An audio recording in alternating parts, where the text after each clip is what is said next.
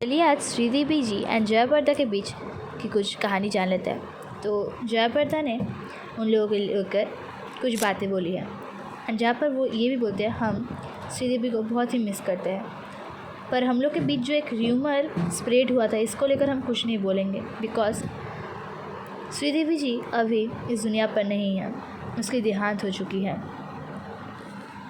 फिर भी एक बात कहना चाहता है कि हम लोग के बीच कोई आर्गूमेंट तो नहीं हुआ था, बल्कि एक प्रोफेशनल राइवलरी हुआ था।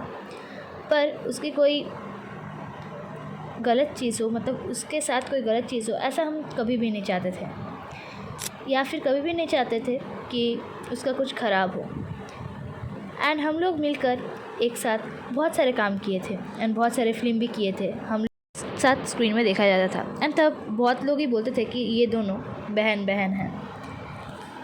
स्टार्टिंग में जब हम उसके साथ फिल्म करते थे तब हमको पहले अपना आइडेंटिटी देना पड़ता था, मतलब उसको बोलना पड़ता था कि प्रणाम मैं जयाप्रदा हूँ, एंड इसके बाद वो लोग काम करते थे। पर इसके बाद क्या होता है, जयाप्रदा की नीफियों की शादी में श्रीदेवी आती है एंड इसके बाद तभी से ही उधर से ही उन लोगों का रिलेशनशिप बहुत ही गहरा होने लगता है। एंड इसके बाद श्रीदेवी जी की मम्मी के देहांत के टाइम में भी जयाप्रदा आई थी एंड उन लोगों के रिलेशनशिप तब बहुत ही क्लोज थे।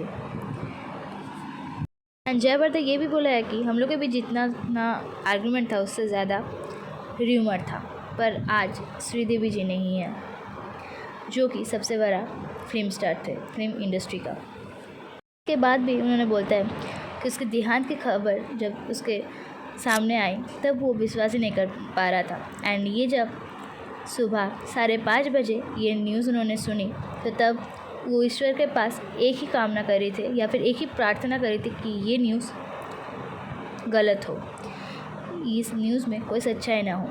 पर इसका क्या करना, आखिर श्रीदेवी जी की तब तक देहांत हो चुकी थी एंड उसको बहुत ही हर्ट हुआ था जब उन्होंने ये न्यूज़ सुनी थी कि श्रीदेवी जी और इस दुनिया में नहीं है, देहांत हो गई है। तो इसीलिए उन्होंने बोले है कि हम लोग के बीच जितना ना कोई प्रॉब्लम था इससे ज़्यादा बहुत ही र्यूमर स्प्रेड हो गया था कि हम लोग के बीच बहुत सारा प्रॉब्लम है, पर एक्चुअल में वैसा कुछ नहीं था। एक्चुअली वो एक प्रोफेशनल राइवलरी था।